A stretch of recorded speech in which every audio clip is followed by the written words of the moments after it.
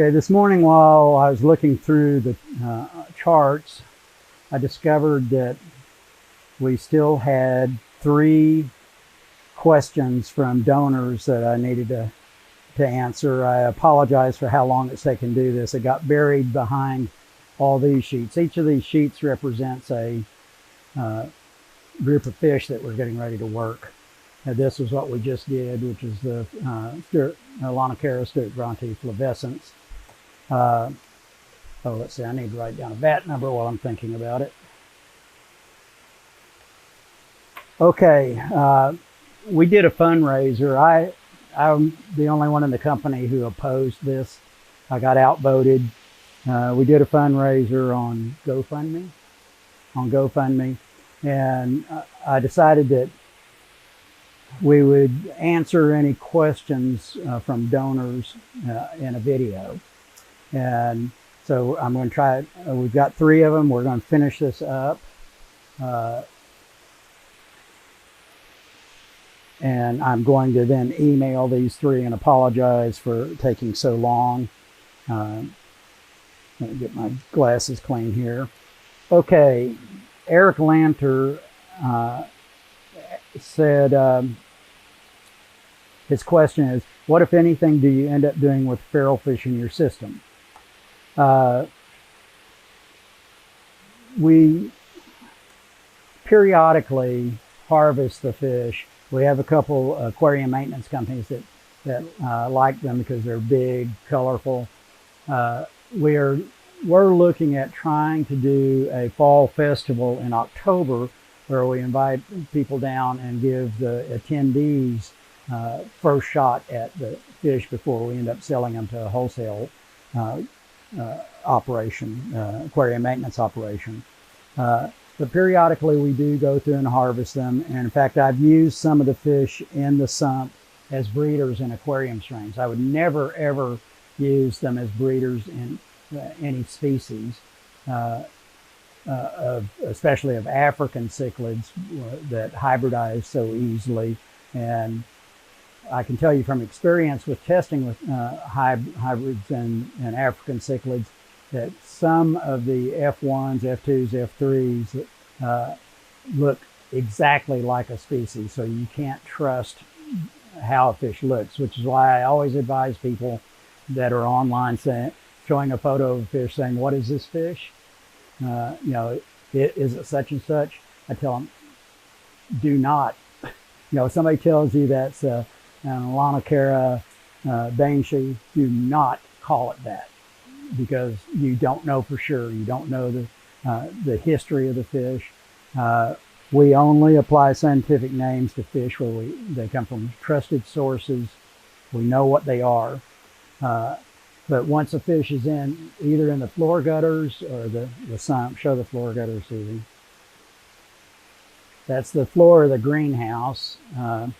And if a fish jumps, it's in the floor gutter. And then if you pan down to the end, there's a 4-foot deep sump at the end of the greenhouse where our pumps pick up the water and recirculate it back to the vats. And once a fish is in there, it is never used for breeding for a population of scientifically named fish, regardless how perfect they look. They might be used for aquarium strains, but we never give an aquarium strain a scientific name. Okay, so back to your question, Eric, we periodically harvest them. We do plan probably next spring and having a fish festival and give attendees the first shot at some fish. I'm trying to come up with some neat contest we could have on the fish. But during the festival, we'll trap the fish. It's fairly simple to do in the sump. We simply drape a large net over, get the fish used to coming over it to feed, and then we just pull it up and dump them in buckets and sort them. There are some neat mollies in there as well as cichlids, and again, they would never be used. If I got a great sailfin that looked just like a Poecilia volifera, I would not use it with our Poecilia voleferas. I might use it with our green sailfin mollies, which are an aquarium strain and probably hybrids already anyway. Okay, I hope I answered your question. I will be sending you an email when this video posts so that you can see your answer. Okay, the next one is from Amy Furman. She asked, what are your restocking plans?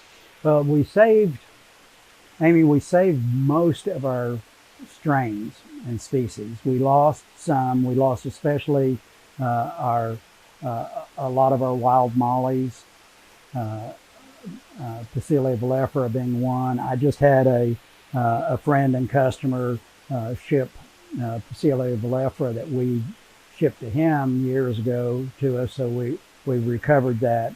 We lost some Mbunas. Almost all the peacocks and haplos from Lake Malawi did okay. We lost 200 or 300 nice frontosas, Cyphotilapia frontosa from Lake Tanganyika. At some point we will maybe restock that. We're down to, on red zebra is a very, very prolific fish.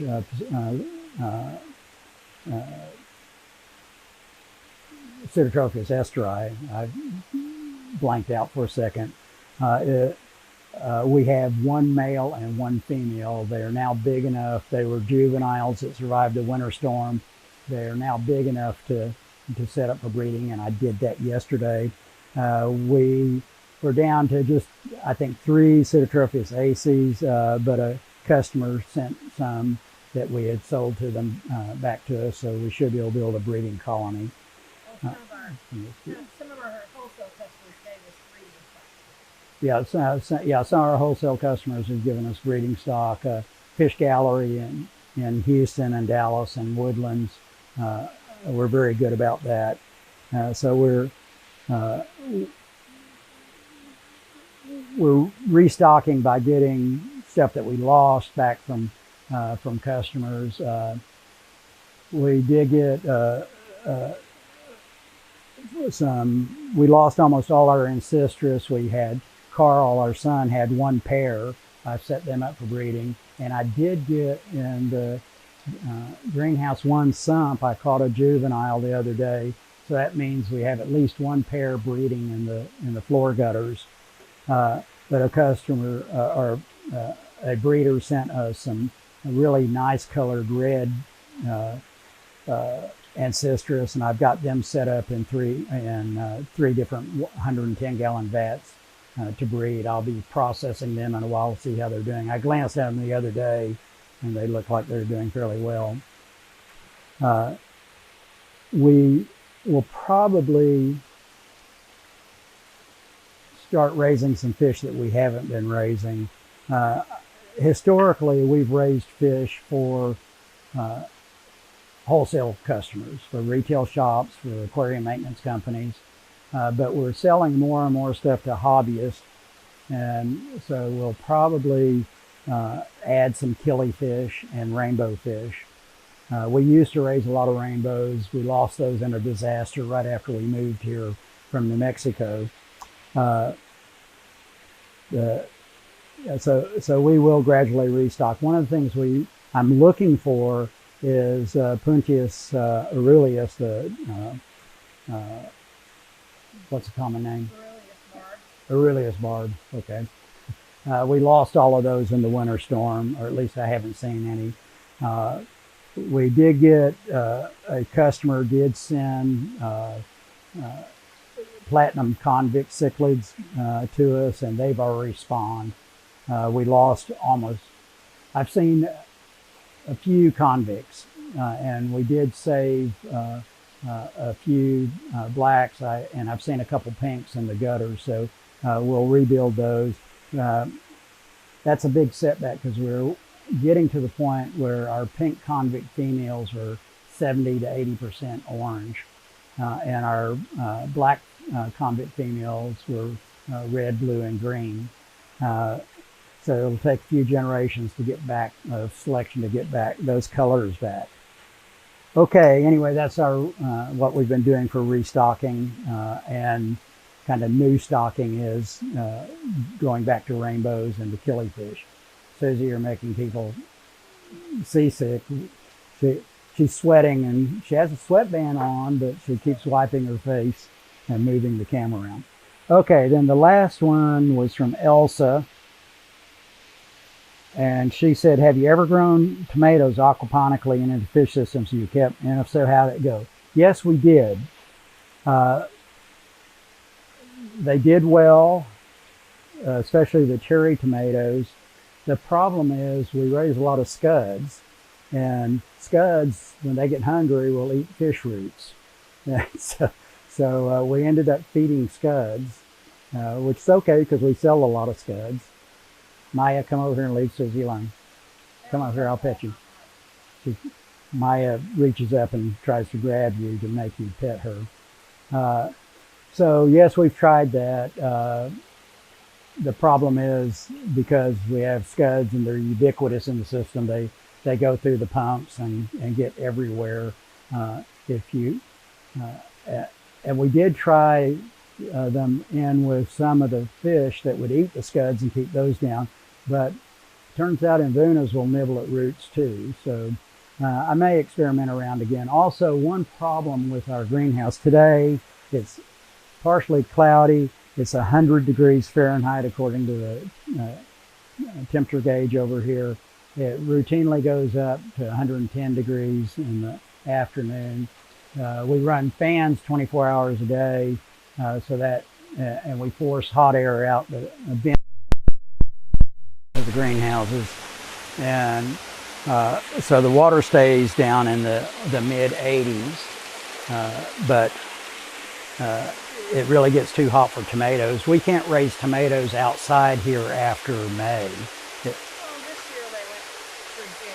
Okay, yeah, this year we had a cool summer and we had some tomatoes into June, but typically end of May, what is that, Memorial Day is about the last day you can get tomatoes in South Texas.